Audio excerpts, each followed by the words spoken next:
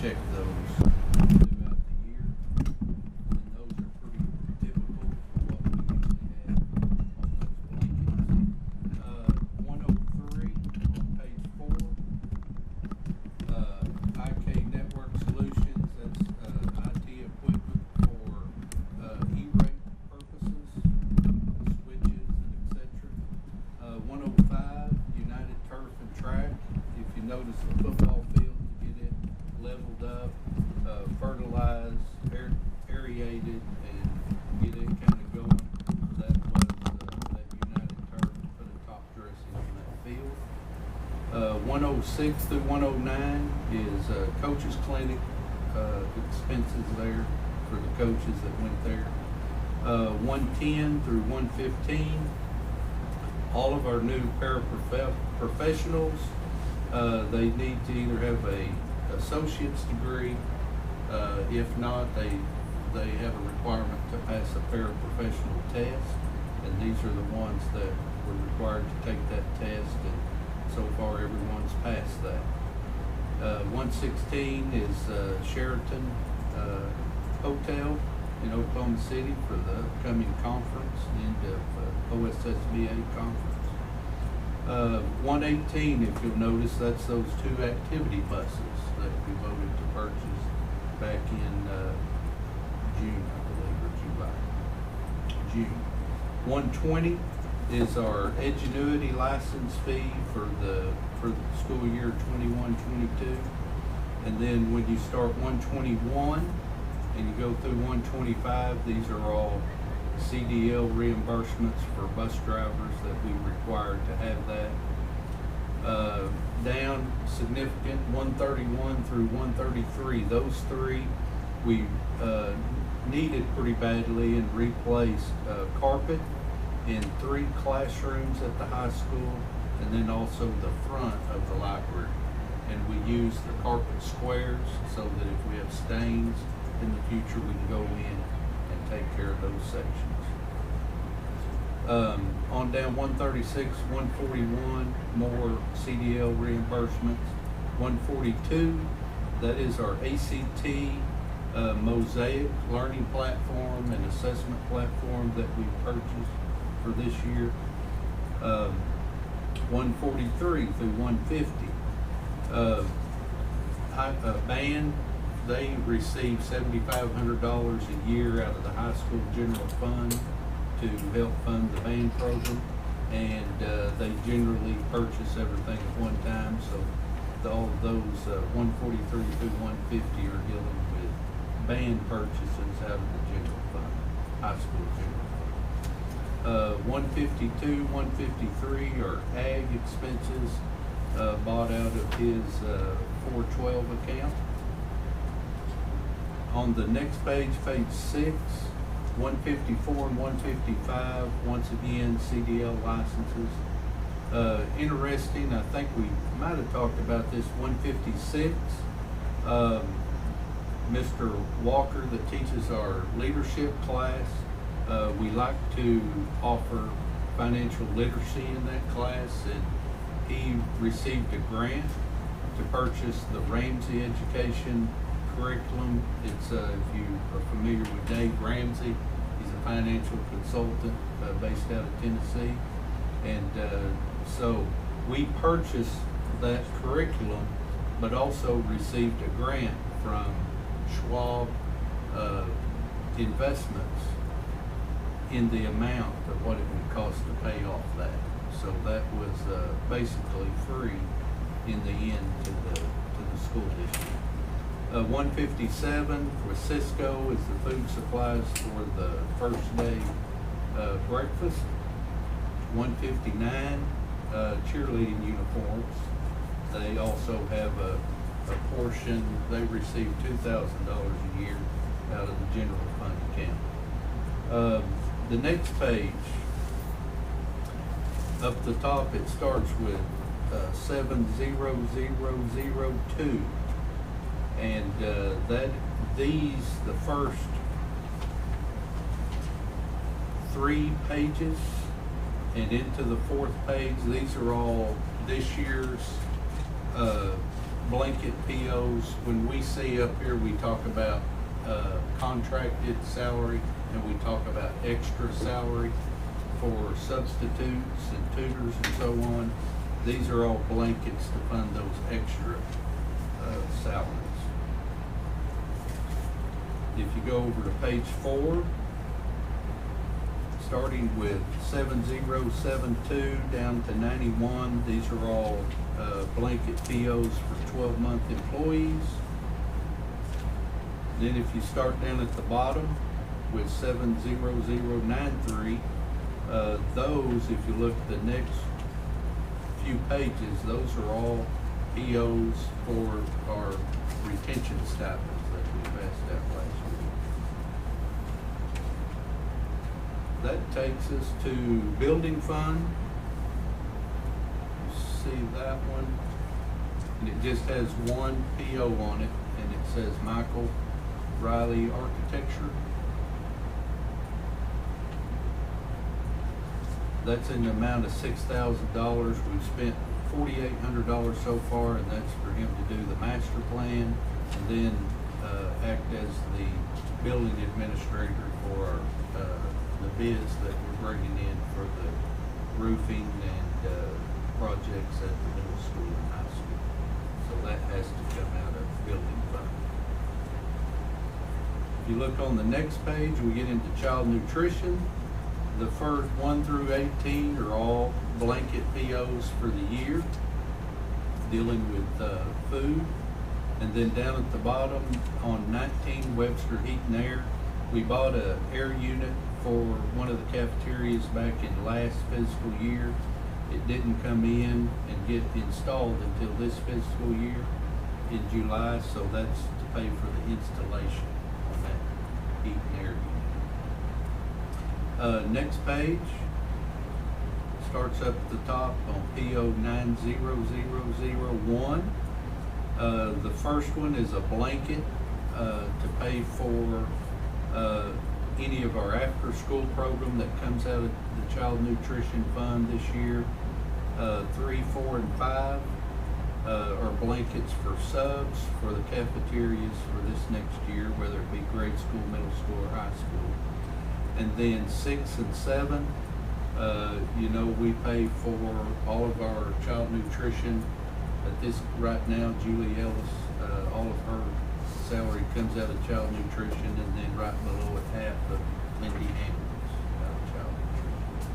And then lastly, the last page comes out of our gift fund, and this is just the time of the year that we make payment on the last year's seniors that were awarded those varied scholarships that we take care of.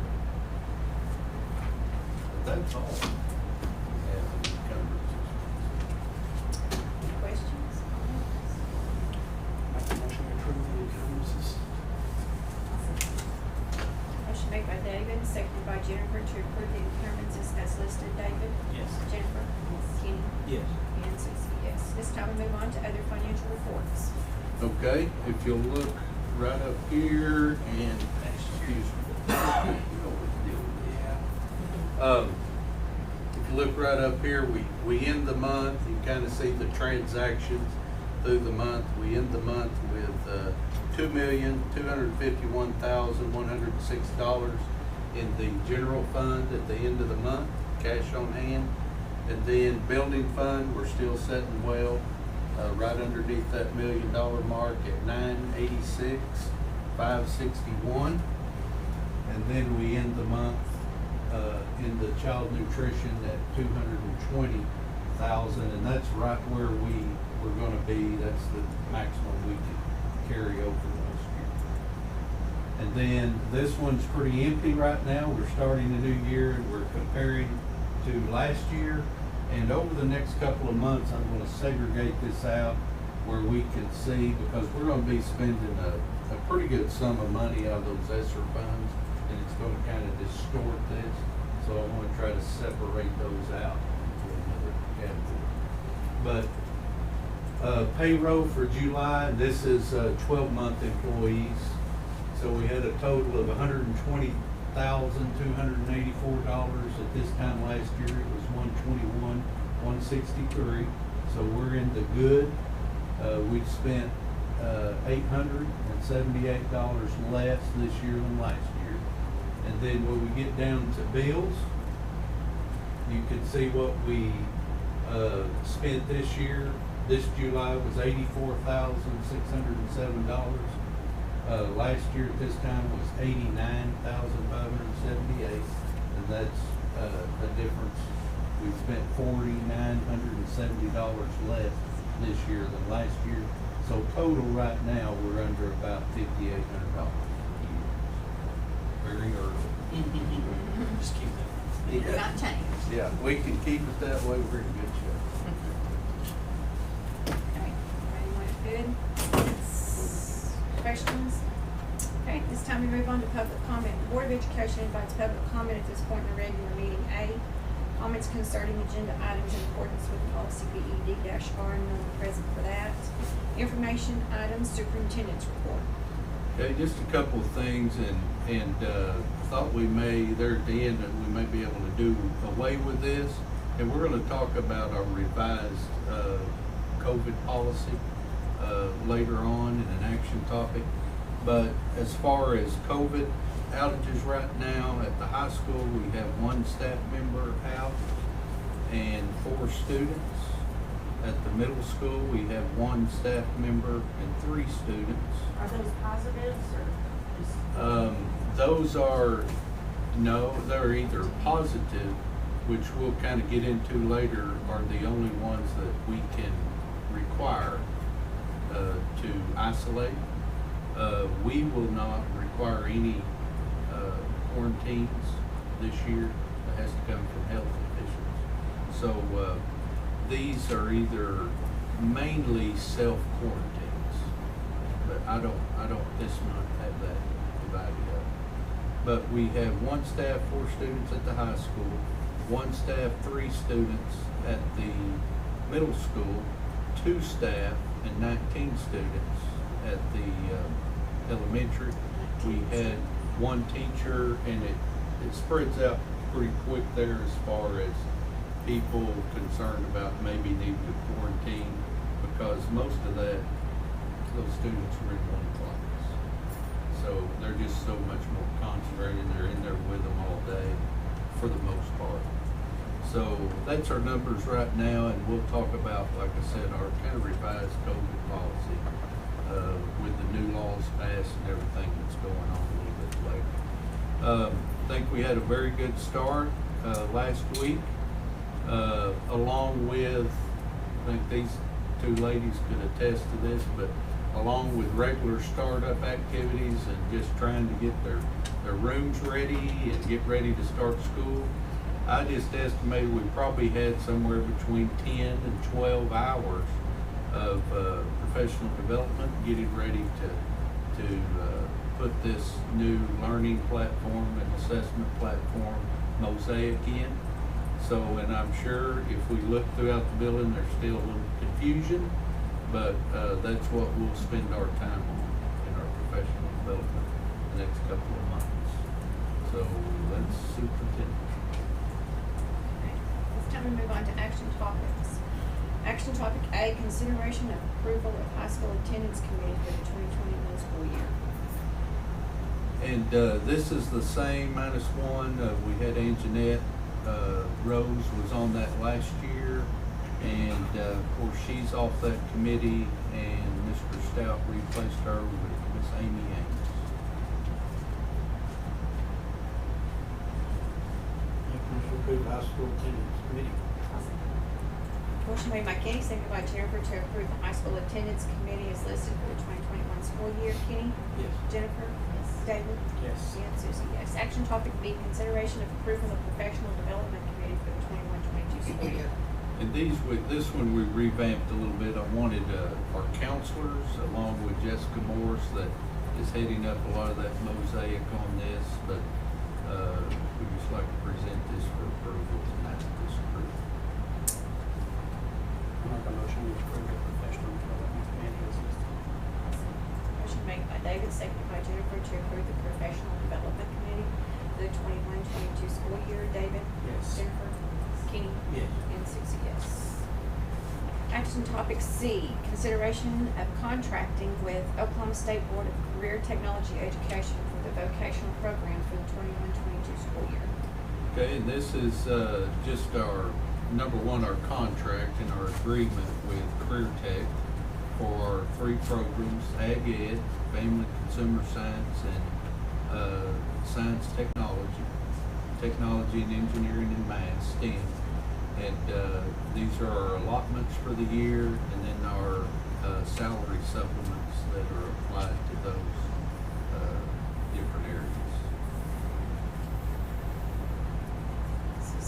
And that's very similar to the last. Make a motion to approve Oklahoma State Board of Career Technology Education for vocational program 21-22. Motion made by Kenny, seconded by Jennifer to accept the contract with Oklahoma State Board of Career Technology Education for our vocational programs for the 21-22 school year. Kenny? Yes. Jennifer? David? Yes. And Susie, yes. Action topic D, consideration of investment proposals for the 21-22 school year. And we put a handout because we didn't get that out in the packet, because we were still waiting on some information. If you'll remember, we tabled that in July and just kind of researched that. And what we come to the board with tonight is to kind of break this up. Did you guys find? No, that's Put that. Oh, I got it on the console. No, you don't. Right there. It's right here. I like it. Here's the Thank you. handout. Thank you.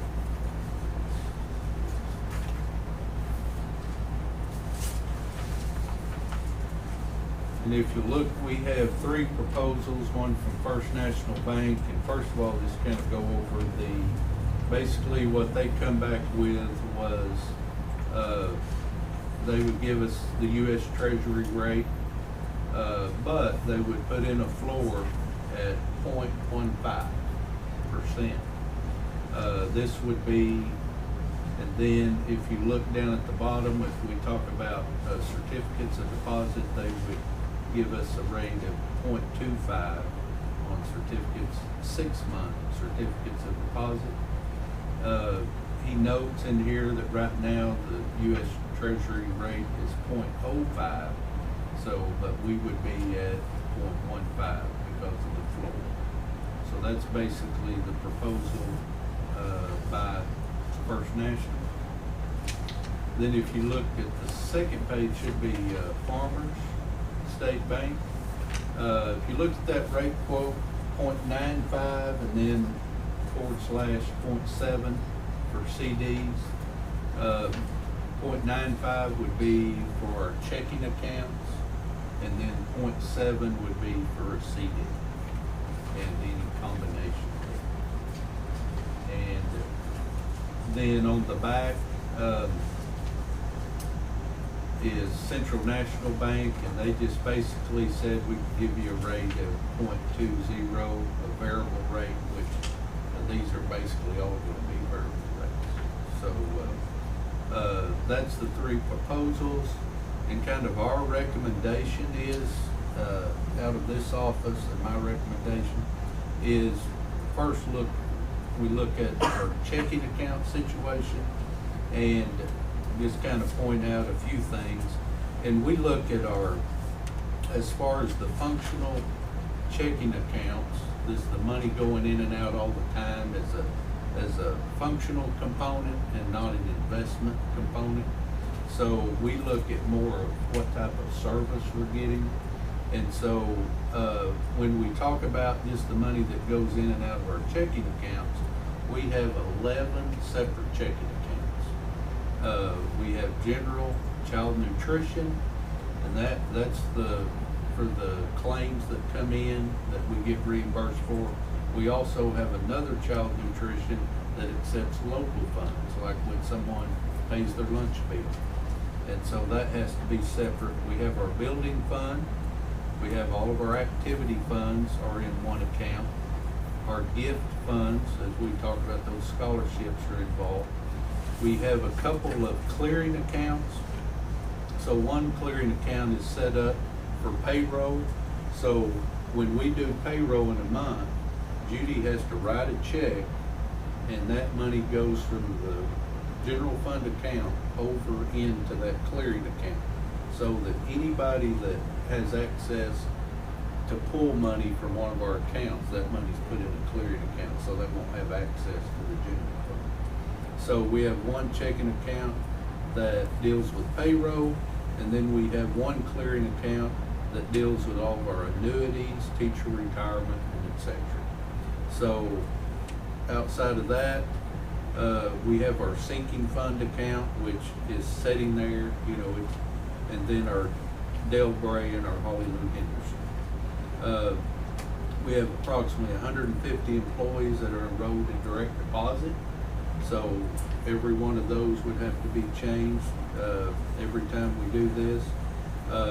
Oklahoma Tax Commission, IRS, Oklahoma Teachers Retirement, annuities, etc., all withdraw from those checking accounts automatically. Revenue, money coming in is deposited directly into those different accounts from agencies such as the state of Oklahoma, and they have various accounts within the State Department that deposit funds to us. U.S. Department of Education, Career Tech of Oklahoma that we just approved tonight. Once again, we've had excellent service with First National Bank. So what we would like to recommend is keep our functional money in those checking accounts at First National Bank, and then open up a CD at Farmer State Bank. And right now we ask for approval to do a CD of up to $1 million in with Farmer State, because they have the highest yield. And because it's just nightmares for everyone in this office when we make that move to move those checking accounts right now. And we're getting ready to lose an employee and go through some transition. So, and just maybe consider that in the future, but I don't know that we're ready to bite that off at this point right now. But we can put the only time of the year where we even get close right now to that million we're talking about is when we do payroll in May. We do it 3 payrolls in 1 month, so that's about averages about 1.8 million. So, but that's really the only time that it would really hurt us to have that money invested in a 6-month CD. This would come back and be on the agenda again in 6 months. Correct. How we readdress it. I mean, we're talking a lot of money here on interest, right? I mean, Well, you got $3 million, almost $4 million in your account. you'll take about 55 between the difference between First National Bank and Farmers. You're going to talk about $5,500 per million. So if you're talking about $2 million, you're talking about $11,000 approximately in the difference right now. Really? Look, Yeah. I mean, I'm just doing in my head. It's a lot more than that, but you know, it could be. Because you're looking at a difference, I believe it was, don't have that in front of me. I think it was a difference of about 0.55.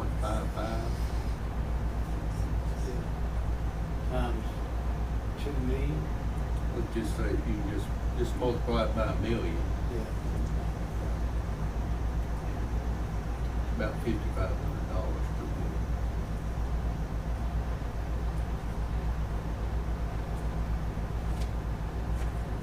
Because none of it, 500 or 55,000. no, 5,500. Because it's about 0.5%. A little bit. Yeah.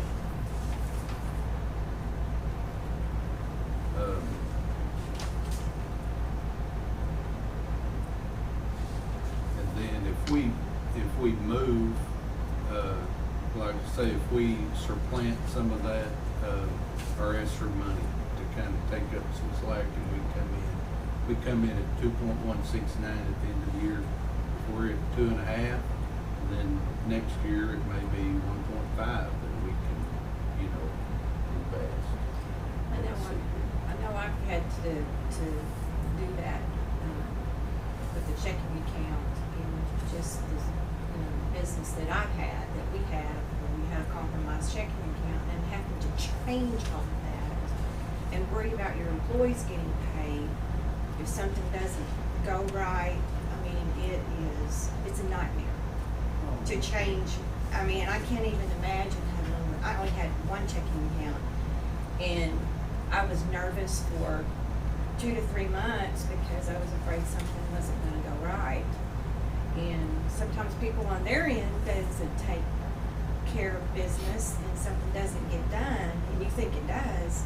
I can't imagine having 11 different accounts and worrying whether your employees are gonna be paid or not. Cause that's something, that's a big deal to me, cause I've been there. I know what it's like.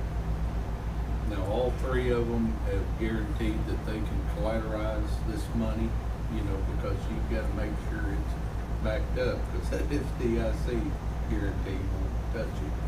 So, but, And that was something that I thought about after I left the other day.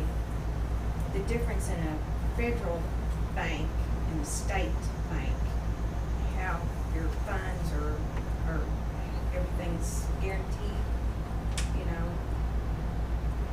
I guess maybe I needed to do some more research on that, well, I may too. I know federal's FDIC, Right. and then used to your savings alone had a different.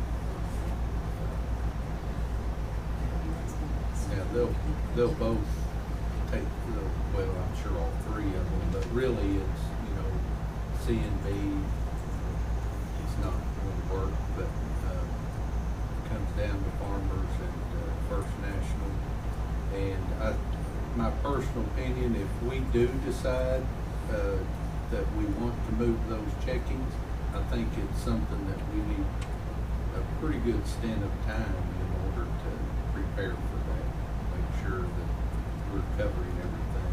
I'm talking about if we decide now, and we don't even know what anybody's going to offer us next year, but it's just an unbelievable undertaking if we did it.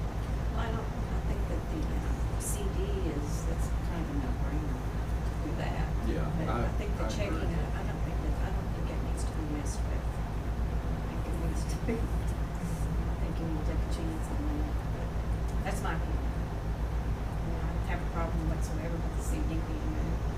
I think that's a no-brainer. I agree.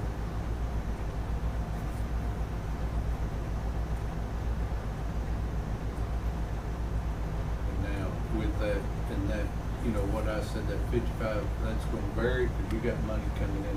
Who knows? You got money coming in and out of there all the time. But Yeah, you give everybody a shot at it anyway. sure.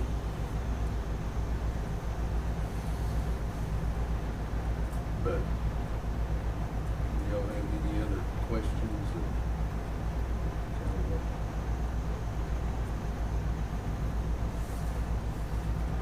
Have you looked back over whenever the previous time was First National, do they keep their word on our interest rates or, have you looked back and seen what they said on the others was actually what would be? I had, now, the last year, yes, but past then, no. I know, the one that's dealt with them for 35 years, whatever it's been, Judy, and, she would say, in that amount of time, we've always been very happy with their service. I don't think it really comes into play because, you're talking about a lot of money, but they don't charge us for any services, any wire transfers, anything like that, which, I'm sure the others will do that also, but.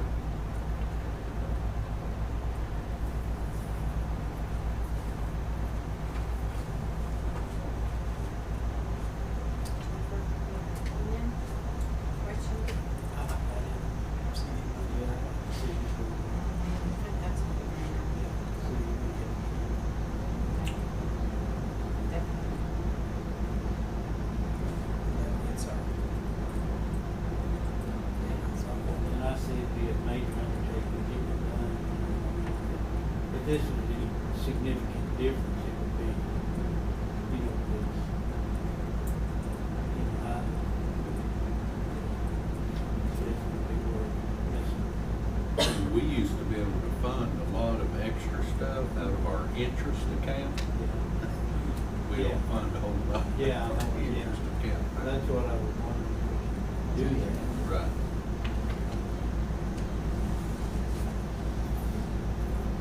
Okay. Still First National Bank, First National Bank checking and Keep our one of our checking CDs. accounts there, but authorize us to, purchase up to $1 million in certificates of 6-month certificates of deposit. We're kind of, nervous to go any, like a year, but, and I think when they did CDs before, Judy said it was even, there was time they did 30-day CDs, and everybody cringed. The banks cringed at that. What did So, First National have on the bid the last time? This? I It thought was lower than one of that. the six. It was, yeah, it was more of that, it probably may have been .06 then, and .05, Yeah. saying the treasury is right now. Yeah. But they did come back and give They us a did. little better Yeah. deal. Yeah. And, so, and we may monitor it throughout the year and if, kind of see where we at through the year, we may. This CD might be our, Yeah. Yeah. CD, we got better bucks too. $1 million a year.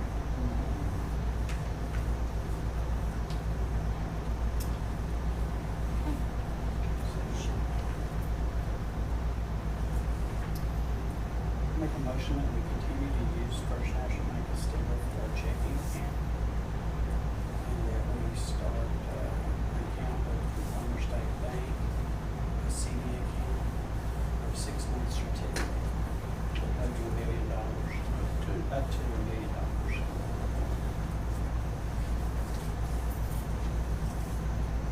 Motion made by David, seconded by Jennifer to continue with First National Bank for our checking account and move up to $1 million for a 6-month CD to Farmer State Bank.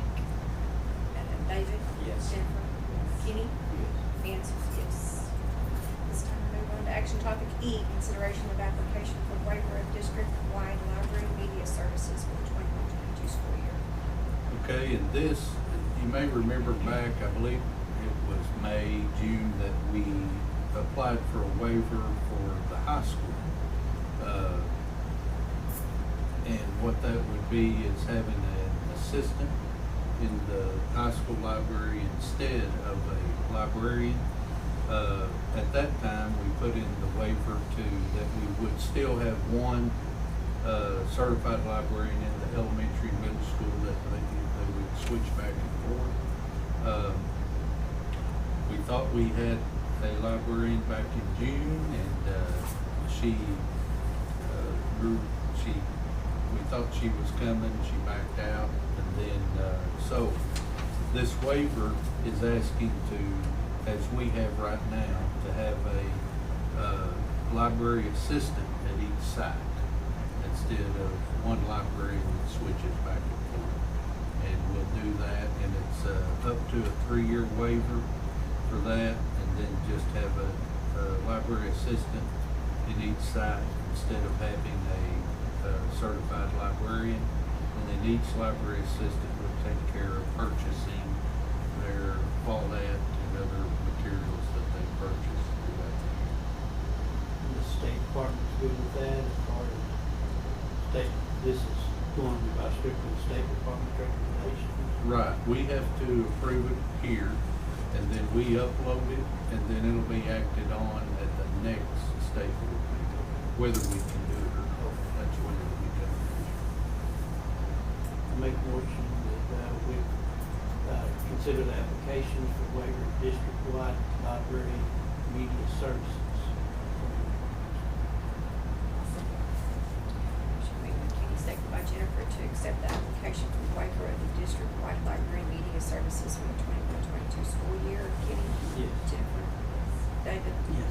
And Susie, yes. Action topic F, consideration of approval of Oklahoma Health Care Authority, OHCA participation agreement with Public Consulting Group, LLC, PCG,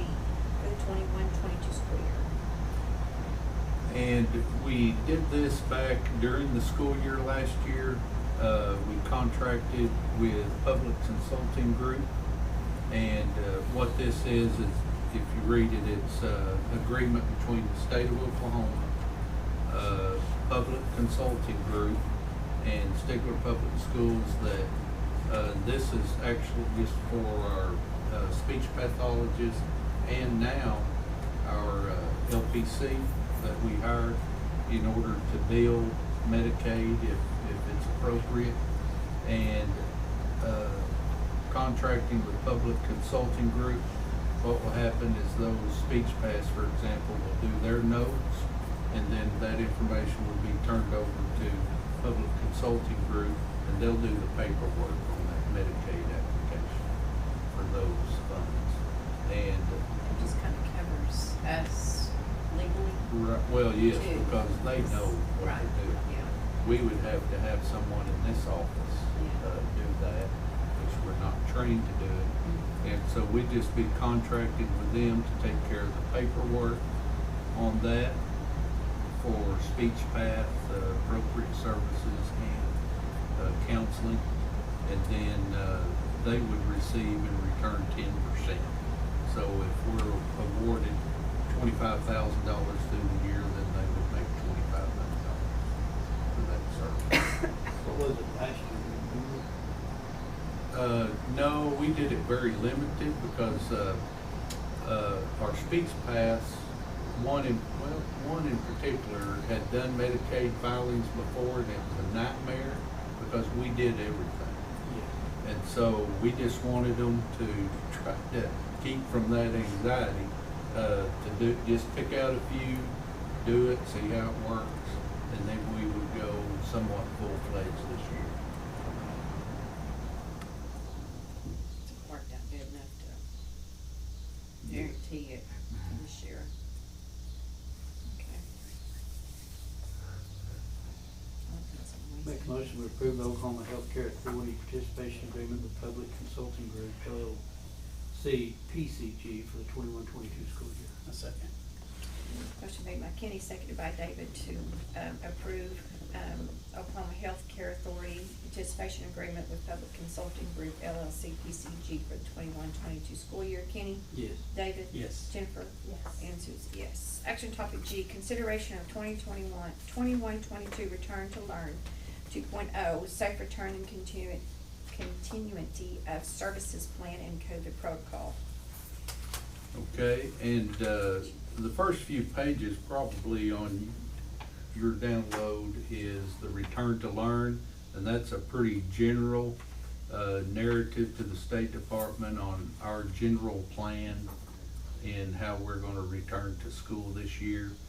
And then also with that, we have our, if you look, you have a page number, okay, you have the COVID-19. That's on page 9, it shows. Okay, and if you look at that, you should have on there, we did it kinda like any other policy where anything that was changed was marked through, and then anything that's added is underlined. So basically, what we changed in our protocol was, we can recommend, we can highly recommend all of those things that someone quarantine, but we cannot require it unless done by a healthcare professional, member of the health department, state health official. Only Sorry. the state health department or like their personal doctor?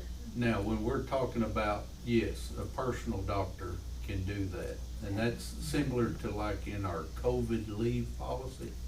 One of the criteria on that is if a health professional recommends that they quarantine. Now, we've had one that the principal asked me, what do I do? You know, they have a family member in the home that has tested positive, but we're not requiring it. I said, you tell them we highly recommend you quarantine, and your doctor has highly recommended for you to quarantine, so you probably need to quarantine. but that's kind of where we're at this year. We can't, you know, we didn't last year, but in the state, we can't require masks unless, a state of emergency by the governor, or some other criteria. We can't quarantine, and then in an official capacity, a school employee can ask a student whether they've been vaccinated or not. So anything kind of dealing with that, we changed in this COVID protocol. So, and you can kind of see throughout that, where we changed. Some of it's just verbiage and some of it's procedural. We included in there the sample letters that we use to send out. Some of the letters we just deleted because they're not useful this year. And some we changed the verbiage to reflect where we're at.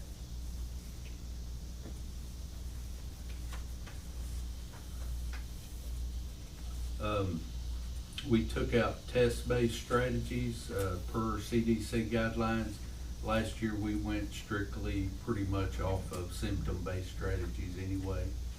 So we took that test-based strategy out. We took out, because the assumption of risk document that we had them sign, last year we went ahead and entered it. Our attorney said that really you already have that, so you can do it if you want to, but that's already in place. It's part of tort liability. Then it has a checklist for parents to do self-checks at home. And then of course, like I mentioned earlier, those letters that we use to put out.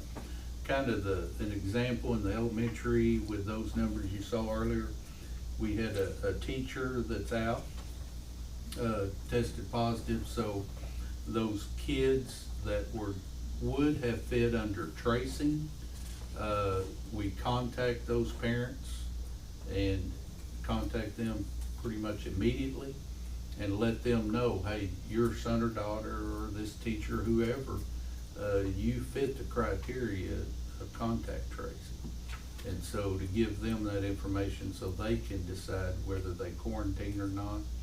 And then we put out a school message that you get the text on your phone for the general population in that building to, hey, please check the website for updates on COVID-19, so that they can just get that general message. But that we need to update. Is there anything that would go out on that text message about the weekly totals or the status of students? Say, you know, we've got 19 in quarantine or that are home because of contact tracing, or? I just read that the other day on some information from the School Board Association, and I think that we've kept that within the offices, and that's where, when I give you those stats last year, I just go on there and I see them right in front of me. But I thought they said some schools were putting that on their website. Yeah, on the No website. names, just numbers. Yeah. And I think that's a good idea. Yeah. And that's something that would be Inform beneficial. the parents, okay, there's 19 people at grade school that are, Right. you know, home or, you know. And as a general rule, I just go by, as a general Yeah. rule, Yeah. the more information you give, the better. Mhm. And you don't have confusion. Yes. So now, okay, but the positives have to quarantine, right? Correct, Okay, correct. And, positive, or if they have symptoms at school, we'll isolate them. okay. Do we need a motion on this, or just Yes, a motion to accept the return to learn? return to learn and Okay. doesn't it say COVID? Mm-hmm. Okay. No, yeah, code protocol. Right.